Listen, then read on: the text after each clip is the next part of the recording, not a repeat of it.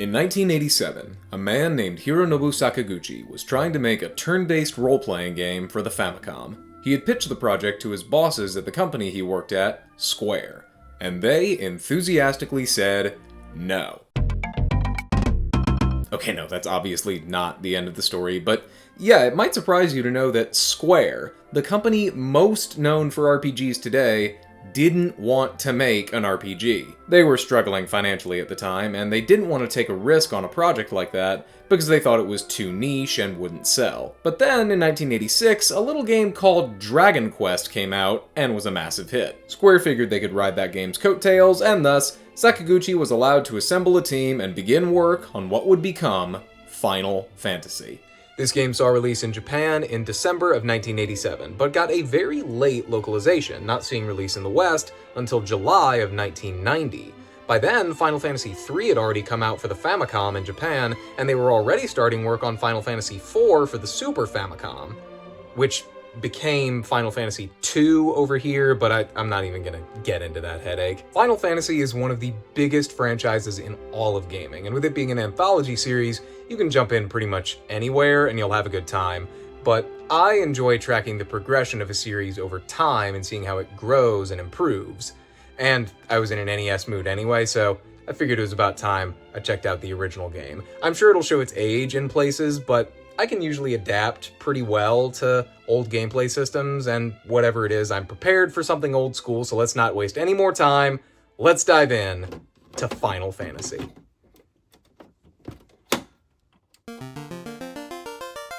Oh, we get a text prologue to start with. Oh, okay. Let me set the mood.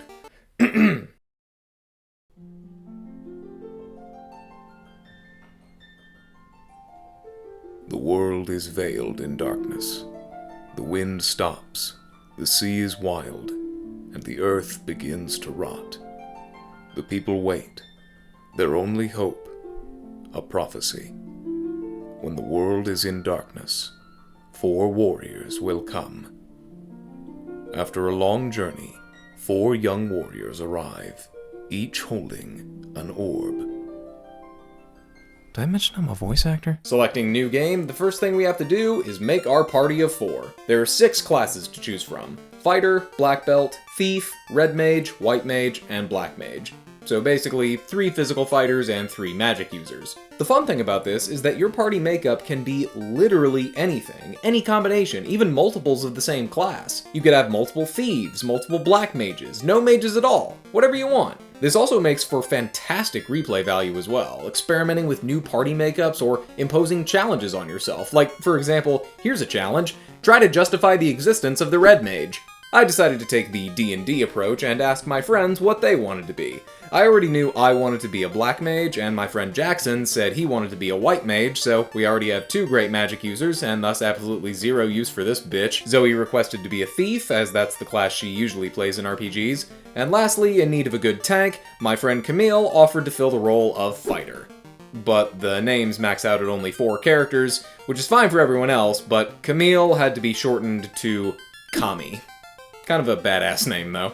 With our characters created, we begin our journey outside the town of Corneria, not to be confused with Corneria, 4th planet of the Lilat system, and we're given the most classic video game objective of all time: rescue a princess, who's being held up north in a place called the Temple of Fiends. A simple objective, but first, we should outfit ourselves with weapons and equipment. The main thing you'll want to check in every town are weapons, armor, and the white and black magic shops. There's no one store that sells everything, which is a tad annoying, but it does make the towns feel larger and a bit more like how an old town would be designed. Is it weird that weapons and armor are sold in 2 different stores that are usually right next to each other and oftentimes share the exact same building? Yes, but it's a very minor annoyance that I can deal with. It's also a good idea to explore the towns and talk with NPCs to get clues for future objectives, find the occasional secret area, and what? This is a well. You might think that there is something to it, but in fact, it is just an ordinary well.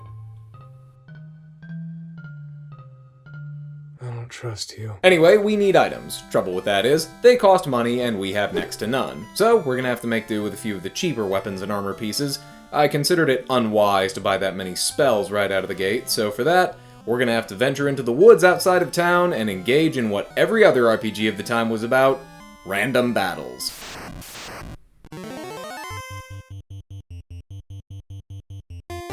I'm a big fan of the way this screen is designed. The mostly black screen and all the simple rectangular boxes makes it look very retro. And the top background bar changes depending on where your encounter was. I really like it. Anyway, battles are exactly what you'd expect. Go down your line of characters to engage enemies in different ways, and then watch your commands unfold in an order that seems to be completely random, but I'm sure the comments will tell me otherwise. There's a few things you should know about the battle system. Firstly, the way your party is lined up matters, as characters closer to the top of the lineup are more likely to be targeted by enemies. So put your tank up there and your more fragile characters at the bottom. Next, you're going to want to make sure you're carefully and appropriately targeting enemies. Don't just wail on one guy until he's down and move on to the next. Spread your attacks out as wide as you can. The main reason you're going to want to do this is because of the lack of auto-targeting. And what I mean by that is, say you have multiple units attacking one enemy.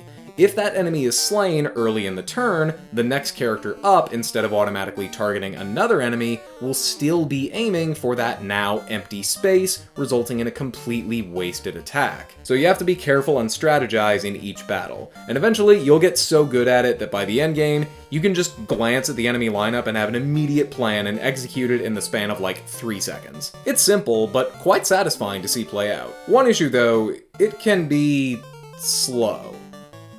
Very slow. Mashing buttons doesn't speed anything up, but there is a fix, and it has to do with this option on the main menu, respond rate. When I first read that, I had no idea what it could mean. The manual says it affects the message speed, which confused me even further, because I was like, text appears all at once, what are you talking about? But when testing it out, I found that it's the speed of messages in battles, the amount of time it'll stay on one text box before moving on. The lower the number, the slower battles will be. I found that a respond rate of 5 or 6 was perfect for me. Gave me just enough time to register the numbers I was dealing and being dealt, and progressed at a good pace. And when you succeed in a battle, you already know what's coming, so go ahead and hum along.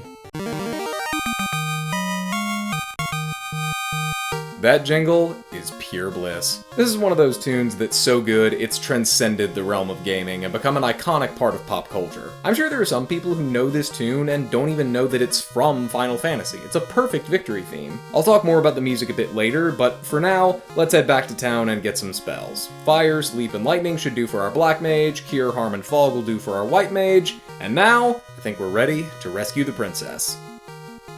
Unless I can solve the mystery of this damn well, I do not trust this! After a short jaunt north, we come to the derelict Temple of Fiends, where we meet our first boss, the disgraced knight, Garland. And as a first boss, he is quite the pushover. A little pitiful, honestly. He only has 106 HP. You'll likely make relatively short work of him, and the princess is saved. As thanks, the king builds a bridge for you to access more of the world, allowing you to pursue your true goal, reviving the 4 elemental orbs. And across that bridge lies perhaps the most iconic moment of the entire game.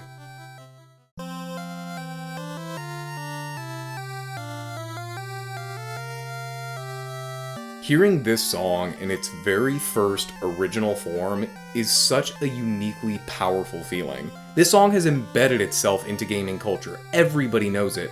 But hearing it in this scene made it feel like such a special moment, and to my surprise, it actually made me feel a little emotional. It's an incredible feeling hearing it in this game's context, and knowing what it will come to mean for millions of others in the games to come. The man behind this game's music, Nobuo Uematsu, managed to create some of the most iconic tracks in all of gaming, and while he wouldn't reach stratospheric heights until future entries, he did a very good job here. And for this particular scene, it enhances it in ways that are near impossible to put into words, just like the best soundtracks always do. This is a great opening. It does a good job introducing you to the mechanics of the game and getting you really excited to go on a massive globe-trotting adventure with your friends. From this point though, I'm going to be talking about the game in a much broader sense rather than going beat by beat. I did want to give the intro a bit more focus because I think it's so well done, but for now, let's just focus on the game as a whole.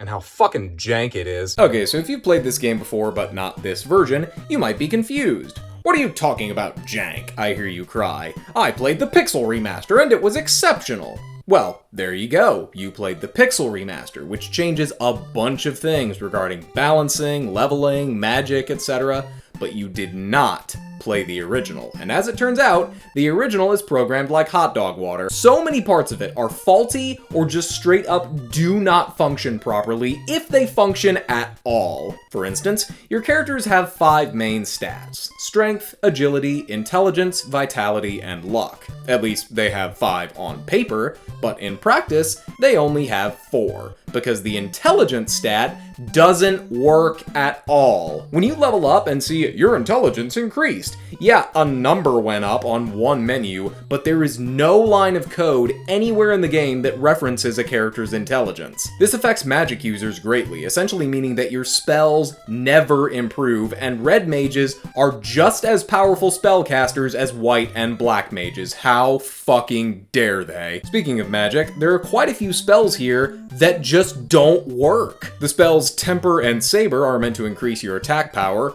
They don't work. The spell X-Fair is meant to get rid of a target's special defense. It doesn't work unless the target is the party, making it effectively worthless. The Lock spell is meant to increase hit percent. It always misses. And the Lock 2 spell is even worse, because it does the exact opposite of what it's supposed to do and makes the enemies gain 20 evasion. There's also just so many annoyances with the game, especially with healing. For the majority of the game, the White Mage was the only character in my party who could effectively heal others, with the Life spell being the only one that could revive dead party members. But if the White Mage dies, you're screwed. There's no items that can revive them, so your only option is to drag their corpse back to the nearest town and get them revived at a clinic. Oh, and a funny thing about that Life spell, it doesn't work in battles, but it'll let you cast it in battles and waste a precious magic cast. Oh, and speaking of, the magic system is probably not what you're used to. Rather than having a dedicated MP meter that draws for all of your magic-based abilities, here, it's like D&D rules where you have different levels of magic spells and a certain number of casts per level, which increase as you level up. The only way to refill your casts is by resting at an inn, or using the house item, but that is also bugged because it'll refill your magic after it saves your game, so reloading that save will still have unrestored magic casts. This means that for a good while in the early game, magic is kind of a last resort until you level up and get enough casts. But leveling up in this game can take forever! So because you won't want to use magic unless you absolutely have to, you're going to want to stock up on healing items. But the only heal potion available is pitiful, only restoring 30 HP at a time, and you can only buy 1 at a time, meaning if you want a bunch of heals, the only thing to do is...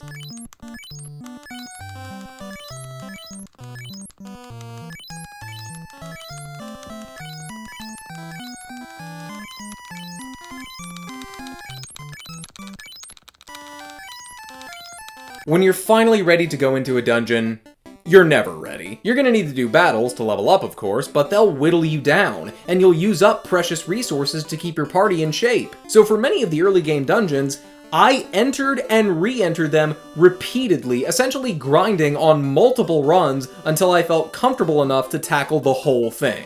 Go in, fight whatever shows up, stay until I felt sufficiently bruised, then walk all the way out of the dungeon and back to town to heal up and do this again. And that walk back to town can be just as treacherous. You might think that the shaded, wooded areas are the ones where random battles take place and grassy fields are safe, but oh, how wrong you would be! Random battles can happen anywhere, and if you're not prepared, they can go south fast. The worst is when you're in a dungeon trying to make it through with as little damage as possible, and then these fucking Cthulhu wizards show up, and you cannot run from them, but they can absolutely destroy you. So if you run into these guys, pick a god and pray. It can be exhausting. It requires a lot of persistence, it will not hold your hand, and it can really try your patience. Why do I like this? Seriously, why do I like this? Everything I just said should be major knocks against this game. It's antiquated, at times confusing, and artificially extended to a point that I usually don't forgive. On paper, I should not like this game. But I do. I really loved the magic system and how it encourages frugality and not using it as a crutch. Yes, it's kind of ridiculous that some spells don't work, but sidestepping that issue with the help of the internet, I found the D&D style approach to be very engaging. Also, there's 4 magic spells available for each magic level, but each character only has 3 magic slots per level, so one spell will always go unobtained. This requires you to really carefully consider what's important to your playstyle and what you think you'll need most. And it provides reasons to hate the red mage even more, because they're limited even further. I also ended up bizarrely liking the gameplay loop of going into dungeons numerous times until sufficiently leveled. It was almost like a roguelike system where I would just go in and say, let's see how far I can make it this time, powering up little by little and making the eventual victory that much more satisfying. Also, there may be moments where you don't know where to go or what to do next, but this is where one of my absolute favorite things about this game comes into play. If you're not inclined to explore or find the world to be too daunting and just want a clearly spelled out goal, the original NES release had a bunch of inclusions to help you out. If you look on the front of the box, you can see down here it says that it includes an 84-page Explorer's Handbook, Game World and Dungeon Maps, plus full-color monster chart. And if you picked up the game brand new back in the day, you'd find that, holy fuck, they weren't lying. There is so much stuff here. This Explorer's Handbook is not just an instruction manual, it's a full-on walkthrough for about the first half of the game. The world map has landmarks numbered in the order which it's recommended you tackle them. This is a pretty great illustration of how funny the town names can be as well. You've got nice, appropriate fantasy-sounding names like Caneria, Melmond, Onrak, Gaia, but then the home of the elves is called Elfland.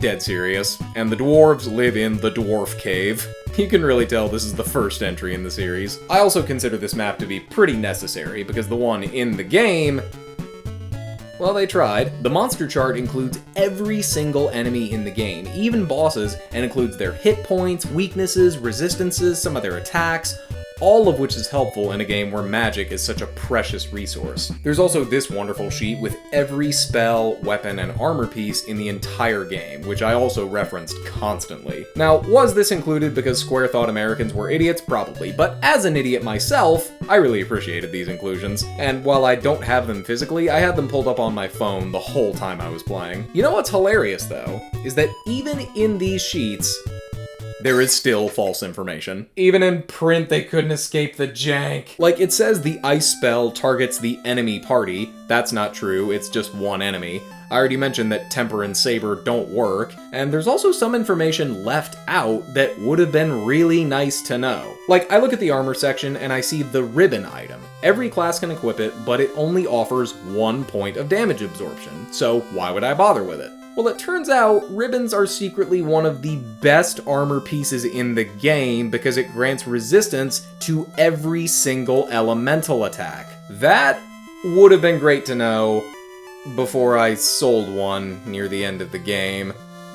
And it might have made the second battle against Tiamat go a little smoother.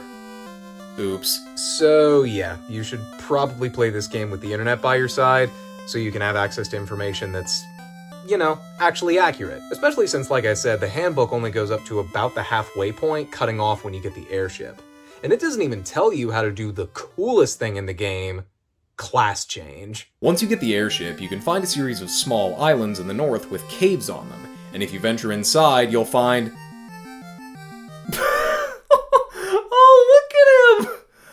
Oh, he's just a little guy! You are not afraid of me? Dude, how could I be? You're adorable! Among these dragon guys, you can eventually find the king of the dragons, Bahamut, who tells you that if you bring him proof of your courage, he will bestow upon you the honor due true warriors. Some of the other dragons say they're heading towards a place to the northeast called the Castle of Ordeals, so there's your goal. Head there, solve the maze, and defeat the boss to obtain a rat tail, which is the proof Bahamut needs to make your party even more powerful and way cooler looking. The fighter becomes a knight, the thief becomes a ninja, and the mages become wizards, allowing them all access to more powerful weapons and equipment, and crucially for the wizards, the most powerful spells in the game. And you know what the crazy thing is? This part of the game is entirely optional. You don't have to do it, but of course you're definitely gonna want to because of how much more powerful it'll make you. You can also acquire a katana for the ninja and bring Adamite back to the dwarf cave to get Excalibur, the strongest sword in the game, which only a knight can wield. These rewards you get from overcoming challenges really make you feel like you've improved and grown over the course of your adventure. And by the end of the game, you feel like powerful, badass warriors capable of taking on any foe that stands in your way. It's a really great way of making your improvements feel tangible, aside from just seeing numbers go up, which I feel like a lot of RPGs can struggle with. But Final Fantasy does it exceptionally well. It also generally makes progression quite natural and provides plenty of clues for objectives, apart from a few instances. I don't recall any clues that tell you to go to Crescent Lake after reviving the Earth Orb, but I could be wrong, and I'm sure the internet will let me know. But other than that, it's usually quite easy to find out where you need to go. And once you get the airship, I actually thought it was easier to find out how to progress, despite the world being more open. The NPCs provide great clues to direct you and remind you of certain things. It's very smart. You go through a nice loop of entering a town, talking to everyone to gather clues, and realizing that, oh my god, it's here too! Nothing is trustworthy. Anyway, once you fought the 4 fiends and revived all the orbs, and went to fucking space, I guess, you're ready to tackle the final challenge, which is back at the Temple of Fiends. Touching a dark orb on the altar there brings you 2,000 years into the past, where the temple turns into an 8-floor labyrinth filled with powerful enemies and the 4 fiends revived again. Getting to the top of this dungeon in decent shape is no small feat, but if you manage it, you find Garland, the same knight who was the very first boss you fought at the beginning of the game. He explains that the 4 fiends sent him back in time, and then he sent the 4 fiends in the past to the future, which is our present, so they could send him back again, creating a time loop. Why would he want this? To live forever? I feel like there are better ways to go about doing that, but whatever. Then he turns into the ultimate form of evil, Chaos, who, holy shit, look at that sprite, that's incredible! According to the monster chart, he has 2,000 HP and no weaknesses, but the party is brave, strong, and Zoe and I are dead. Okay. But it doesn't matter! With just a knight and a white wizard, after enough time and damage, we do it. Chaos has been defeated, and he fades away.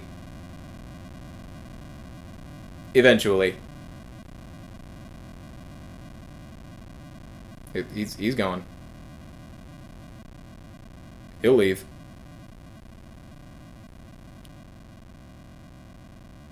Just give him time.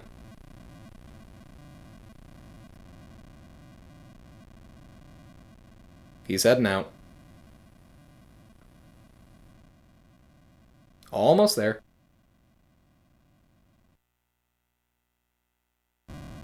Okay, Jesus. And now the time loop is broken! The world has been saved, and peace prevails as the Light Warriors return to their time. But it says that Garland is also waiting for them? And it says that all signs of their battle will be erased. Wait, are they saying that the journey the 4 warriors returned from at the beginning of the game was this journey?